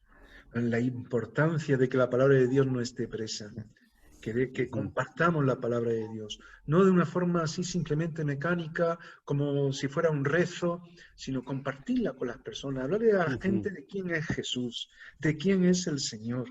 Yo me acuerdo una vez, y lo digo por experiencia personal, pero yo creo que fue un error mío, estaba compartiendo la palabra de Dios con una persona, hace ya de esto muchos años, acaba de estudiar en el seminario, estaba en una iglesia como pastor ya, pero yo asumía mucho el hecho de que la palabra de Dios es poder, y que yo tenía, y entonces claro, iba a hablar con una persona que estaba visitando, era un simpatizante, se estaba acercando a las cosas de Dios, no llegaba a creer realmente. Y yo iba con la Biblia y digo, mira, él me estaba hablando, y yo le respondía con la Biblia, mira, en el capítulo tal no sé qué dice esto y esto y esto y esto. Y él me decía, mira, lo que dice esto. Y al final el hombre me dice, oye, ¿quieres mirarme a la cara y hablar normal? y luego me di cuenta que es verdad, que muchas veces por no entender de forma correcta las cosas, estamos ahí como que pero bueno, podemos compartir la palabra de Dios de una forma natural sin escondernos en las páginas de la Biblia, porque la Biblia, la palabra de Dios, es algo abierto, es lo que Dios nos muestra, lo que sí podemos ir en un momento a decir, mira, ¿qué dice esto? Yo lo creo de esta manera, de una manera natural, que no actuemos como sin escuchar y sin dejar, como decía antes también nuestro hermano, que el Espíritu de Dios esté obrando, no nos quedemos con la letra. Entonces, claro, hablamos de ese libre examen que debe de existir. Yo creo que es importante que todos tengamos acceso a la palabra de Dios. Es interesante lo que dice en Romanos 12.1, que tenemos que dar a Dios un culto racional. Esto no va en contra. ¿Alguien quiere leer ese versículo? Así que, hermanos, os ruego por la misericordia de Dios que presentéis vuestros cuerpos en sacrificio vivo, santo, agradable a Dios, que es vuestro culto racional. Fijaros, a mí este texto me gusta mucho porque entra en profundidades de la fe. Que presentemos nuestras vidas como un sacrificio vivo, santo, agradable a Dios. Porque ese es vuestro culto racional. Sí, a veces nos quedamos con las palabras nada más. O leemos algo y decimos, me hemos cumplido. Hoy he leído la Biblia, ya estoy bien con el Señor. Y estoy viviendo fuera de la voluntad de Dios. No estoy decidiendo nada respecto a lo que he leído. Estoy en la iglesia, estoy escuchando el mensaje y la palabra de Dios, digo, qué bien ha estado, qué bien ha predicado el pastor, pero luego mi vida no cambia en algunas cosas que tienen que ver con lo que he escuchado. ¿Entendéis lo que quiero decir? Y Romanos dice, vuestro culto racional es ese. Tenéis que pensar cómo vivís, qué es lo que Dios quiere, qué es lo que tiene que ocurrir en medio de todo esto. Y en medio de todo ello dar pasos para que Dios siga cambiando nuestras vidas. Porque esa es la palabra de Dios. Y en ese sentido tiene que haber un libre examen. Es decir, yo tengo que... Libre examen significa tomar yo decisiones delante de Dios. No las puede tomar otro por mí. Y yo tengo que examinar mi vida y ver lo que la palabra de Dios me dice al respecto. Lo que dice Efesios 4:23. Muchas veces es necesario. ¿Alguien quiere leerlo también? Efesios 4:23. Y renovado en el espíritu de vuestra mente. Qué bueno. Qué bueno. De nuestra mente. Vuelve a señalar otra vez lo que tiene que ver con lo racional. Es decir, lo espiritual, ¿dónde está? Es decir, no es que esté en nuestra mente o que esté... Porque muchas veces pensamos que lo espiritual es algo totalmente aparte, como que lo tenemos en un cajón. Si habláramos, que no vamos a entrar en todo ello, a lo que tiene que ver con el ser humano, cuando hablamos de cuerpo, alma y espíritu, en fin, sabemos que tampoco hay una cosa que en nosotros se pueda dividir. ¿Pero dónde está el alma y el espíritu? Si a mí me tienen que amputar un dedo, ¿me quitan un trozo de espíritu? No es eso. Cuando habla de la palabra de Dios que somos seres espirituales que Dios nos ha hecho para buscarle. Y el alma tiene que ver con la psique, que es donde viene la palabra psicología, ¿verdad? De nuestra mente. Y tiene que ver con el hecho de que Dios nos ha hecho seres racionales, que sopesemos las cosas, que tomemos decisiones firmes dependiendo de lo que yo entiendo, de lo que estoy viviendo, que eso va a traer cambio porque es una decisión mía y la pongo delante de Dios y Dios me va a ayudar en tantas cosas que yo necesito que Dios controle. Y en definitiva, eso tiene que ver con vidas espirituales. Yo me acuerdo de una psicóloga que estaba hablando estábamos tratando un tema de una persona y había, pues, a veces cuando había algunas cuestiones de consejería, hablábamos los dos, me llamaban y me decían, oye, mira, que con esta persona van las cosas así tú pastoralmente y tal. Me hablaba de una persona que decía, mira, es que esta persona dice que lo está pasando fatal, porque su prometido, no, era su marido, creo. Bueno, no tiene mayor importancia, tampoco como no hay nombre ni nada, no me acuerdo muy bien de los detalles, pero quiero recordar que era su marido. Y estaba teniendo un montón de problemas. Decía, es que no puedo vivir con él, es que no hay manera, es que... Y para entrar un poco en profundidades, la psicóloga le preguntaba, ¿y tú por qué te casaste con él? Y ella dijo, pues simplemente porque era un hombre muy espiritual. La psicóloga le dijo, bueno, pero tú no te has casado con un espíritu. Es decir, tienes que evaluar otras muchas cosas. Una persona espiritual, claro, tiene que buscar a Dios en su vida. Igual que tú también tienes que buscar a Dios en tu vida. Pero ¿qué significa ser una persona espiritual? Porque ser una persona espiritual significa también gestionar, acorde a lo que Dios quiere, las cuestiones físicas y materiales que Dios nos ha dado. Bueno, podríamos entrar bastante en todo esto y no quiero ahora ponerme a predicar, porque pero claro, cuando empiezas ahí, un pastor hablando de la palabra de Dios, te pones a predicar al final. Pero es importante saber renovar ese entendimiento en la palabra de Dios. Porque a veces decimos, bueno, lo sabemos todo, no, pero Dios sigue revelándonos cosas. Y poder cambiar todo aquello que sea necesario. Ahora bien, el libre examen no significa hacer interpretación privada de la Biblia. La Biblia dice lo que dice, y yo no puedo cambiar eso. Eso puede significar para mi vida algo determinado, por lo que estoy viviendo, por lo que sea, pero lo que dice es lo que dice. Y eso no lo puedo cambiar. Y es lo que dice 2 de Pedro 1:20, que no hagamos interpretación privada de la palabra de Dios. ¿Alguien lo tiene para leerlo? ¿Alguien que no ha leído, que quiera leer este texto? ¿Quién queda por leer? ¿Vanessa, Tamara, Alexis, que yo creo que ha leído? Y bueno, y Oscar, que está por ahí también, creo yo. Y Juan Carlos también está por ahí. En el cuadrito que tengo yo aquí no me salís todos. No sé por qué no lo encajo bien. Sí. Y Joel también veo que está. Joel, me alegro de que estés ahí también. Lo tengo. Venga. Dice, Sí, y hay que léelo. tener muy en cuenta, antes que nada, que ninguna profecía de la Escritura es de interpretación privada. Bueno, hay que tener muy en cuenta esto, que ninguna palabra de Dios, ninguna profecía es de interpretación privada. La palabra de Dios dice lo que dice y eso nadie puede cambiarlo. Es más, la palabra de Dios habla muy fuerte en cuanto a eso, que si alguno trae otra doctrina, que sea anatema. Es decir, tenemos de cuidar estas cosas. Bueno, la palabra de Dios es la que permanece. A pesar de las circunstancias, aquí tenéis un sello que sacamos o sacaron los hermanos después de mucha lucha. Esto fue un trabajo desde algunas iglesias de La Coruña en el año pasado que se celebraba el 450 aniversario de la Biblia del Oso. ¿Sabéis que se llama la Biblia del Oso? Porque lo que aparece en la portada, pues en la encuadernación de esta Biblia, es un anagrama en este caso es del editor, del impresor de la Biblia, que tenía pues un oso con un madroño, bueno, y tiene una serie de simbologías que ahora no vamos a entrar en ello. Pero además la Biblia en aquel tiempo se presentaba, ahora nosotros sabemos que esa es la Biblia del oso, pero quien la veía así no sabía lo que era. Y eso permitía que se pudiera pasar de uno a otro sin delatar que eso era una Biblia y tener problemas con la iglesia. Pero lo que sí aparecería una vez que ya se entraba dentro de la misma, en las primeras palabras que se verían sería esto: la palabra de Dios nuestro permanece para siempre.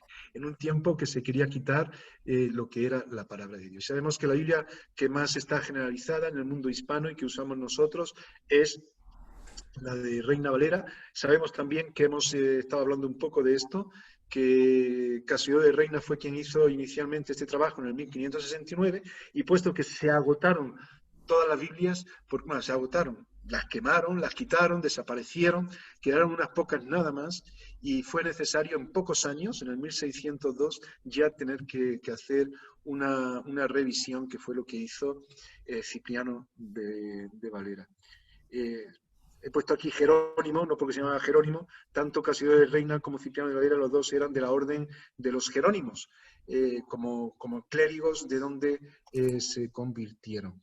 Y la verdad es que la Biblia del Oso yo creo que cabe en este tiempo mencionarla y en esta clase, porque es una joya de este siglo XVI, del siglo de oro, que ahora se está reconociendo simplemente por cómo está escrita, pero que nosotros la reconocemos por el trabajo que supuso hacer pues esta versión de la Biblia en castellano, la primera, para que pudiésemos conocer la palabra de Dios. No, aquí pone un bosquejo, pero esto lo he cogido de una conferencia que hice y no es un bosquejo, solamente es una mención, porque que recordéis que Cassiodoro de Reina aunque dicen que él incluso se identificaba como sevillano, pero él nació en Montemolín, en Badajoz, en el año 1520, es decir, que precisamente este año se celebran los 500 años de su nacimiento.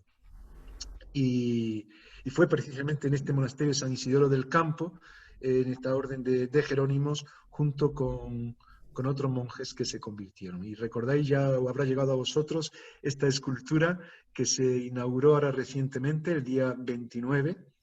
A mí me llama la atención una cosa que me gustaría mencionar, y que el escultor, que lo tenéis ahí a vuestra izquierda, Estanislao se llama, ¿no?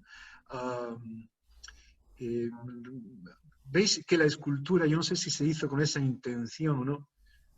Se supone que ahí Cassiodoro de Reina está leyendo la Biblia, pero a mí me da la impresión que está mirando a todas las autoridades, como diciendo: tanto tiempo habéis esperado para que me podáis reconocer. A todos los que están ahí, a todos los que están ahí debajo, ¿verdad? Pues creo que es un hito histórico que se pueda ir reconociendo ya a personajes como Cassiodoro, que no eran personas perfectas, como otros. Mucho antes hablábamos de Jacob en el tiempo del Antiguo Testamento. Pues Isidoro fue un personaje. Ay, perdón, Isidoro. Cassiodoro de Reina fue un personaje.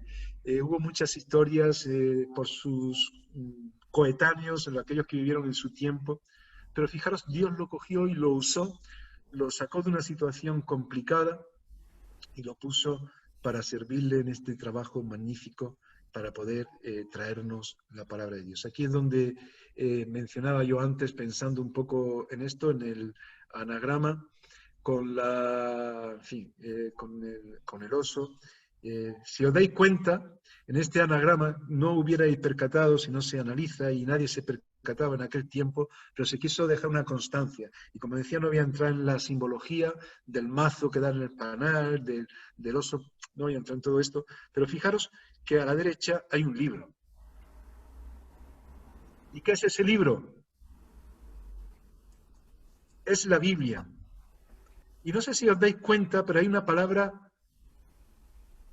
en hebreo que se destaca. Pues aquí tenemos algunas letras de ese alefato que son el tetragrama o tetragramatón. La palabra Yahvé.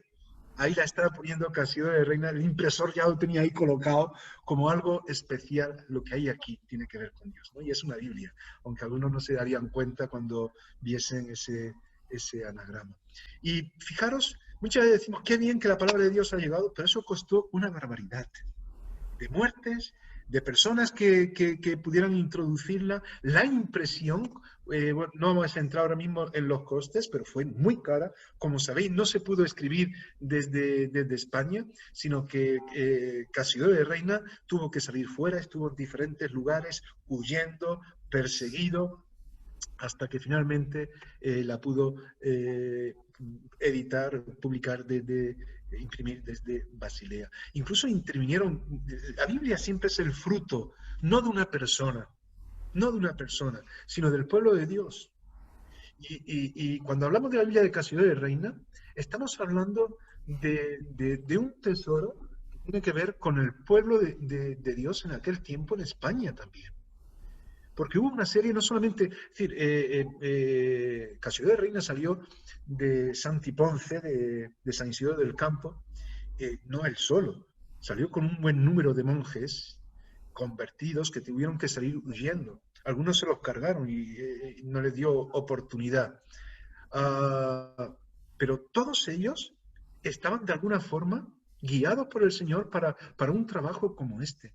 Antonio del Corro estaba intercediendo por un lado con el emperador para que tuviera cabida todo esto. Juana de Alred, Juana III de Navarra, que era una reina protestante, que estaba en nuestro país en aquel tiempo, en uno de los reinos, fijaros que estuvo también promocionando la Biblia, dotándola de un presupuesto, pudo albergar personas, escondiéndolas, en fin, tener muchos ejemplares guardados. Fue la obra de muchas personas que Dios usó. Y simplemente que entendáis que la palabra de Dios, para que llegue a muchas personas, tenemos que esforzarnos, tenemos que orar, pero tenemos que apoyarnos, y al final es el fruto del pueblo de Dios que se sujeta a él.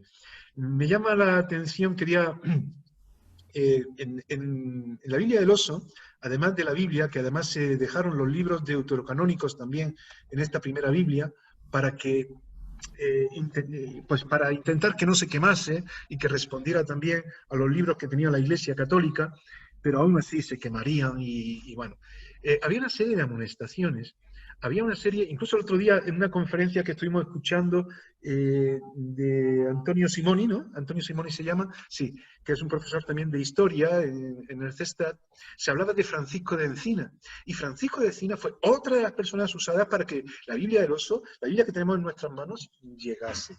Y fijaros que eran personas por un lado, por otro lado, Francisco de Encina fue el primer hombre en traducir el Nuevo Testamento al griego, y luego eso sería lo que usaría a Casiodoro de Reina a través de Juan Pérez de Pineda, que pues él fue quien, digamos, reescribió, porque también fueron a por este Nuevo Testamento y para quitarlo del medio, pero él lo guardó, lo volvió a editar y llegó a las manos de Casiodoro de Reina. Esta palabra de Dios buscó a los emperadores como Carlos V. Francisco de Encinas fue a hablar con Carlos V y presentarle el Nuevo Testamento. En fin, hubo un trabajo tremendo. Casiodoro de Reina tuvo el valor de poner, aquí tenemos el texto, parte de un texto de una amonestación que se hace en esta Biblia en cuanto a la importancia de que se dejara que la palabra de Dios llegase a todas las personas. Y dice aquí, fijaros, pone para aprender de lo experimentado para lo porvenir y tomar otros consejos. Y no dejemos, aquí en el castellano antiguo de esta época pone dexemos, de engañar. Cuando veis signos y veis la Biblia del Oso, que podéis leerla también en internet, está completa y es muy interesante para poder entender algunas cuestiones más de la Biblia que tenemos, veis que antes, como había que aprovechar mucho los espacios, veis que prácticamente no hay margen en la hoja. Y se escribía así porque la hoja costaba mucho, papel costaba mucho y imprimir era costoso. Entonces se aprovechaba mucho el soporte y todo se escribía muy pegado. No había casi espacios. Incluso para evitar escribir palabras se ponían signos como el de nuestra ñ, de niño, que viene de ahí, de ese tipo de castellano. ¿Cómo se llama este acento? Bueno, no me acuerdo. Pero el de la ñ, en realidad era una i, lo que había ahí. Pero se quitó la i y se puso este acento para que se entendiera que ahí falta una palabra, ¿no? Y esto está también en la Biblia del Oso. Cuando falta una palabra, pues se pone pues simplemente las primeras y ese signo. Ocurre como con el WhatsApp. Cuando se quiere escribir muy rápido y son palabras muy rápidas, muy largas, se escriben más que 2 o 3 letras y ya se entiende lo demás. Bueno, pues eso es lo que se hacía aquí para ahorrar espacio, pero se indicaba con una rayita encima, ¿no? Como podéis ver. Y no dejemos de engañar más con los pretextos dichos, porque no... Aquí tenemos lo que se llamaba la S larga, no se encubre mucho lo que el diablo pretende con ellos, aunque los que lo han puesto tengan cuanto buena intención quisiere. Por lo menos esto es menester, que esté fuera de la disputa, que habiendo dado Dios su palabra a los hombres y queriendo que sea entendida y puesta en efecto de todos, ningún buen fin puede pretender el que la prohibiere en cualquier lengua que sea. Y ahora lo que puso ahí Casiodoro de Reina, para entender, vamos a ver, cualquiera que pretenda limitar la palabra de Dios en cualquier idioma que sea, ningún fin bueno busca, sino que tiene que ver con Satanás, que es el que está limitando que la palabra de Dios corra. Una amonestación, una parte de las amonestaciones que se pone en esta Biblia, haciendo entender que la Iglesia tenía que dejar que la Biblia se leyera en todos los idiomas. Y nosotros tenemos que procurar eso, que la palabra de Dios llegue a todo el mundo. Terminamos aquí. Cualquier cosa estamos a vuestra disposición y gracias por vuestro tiempo.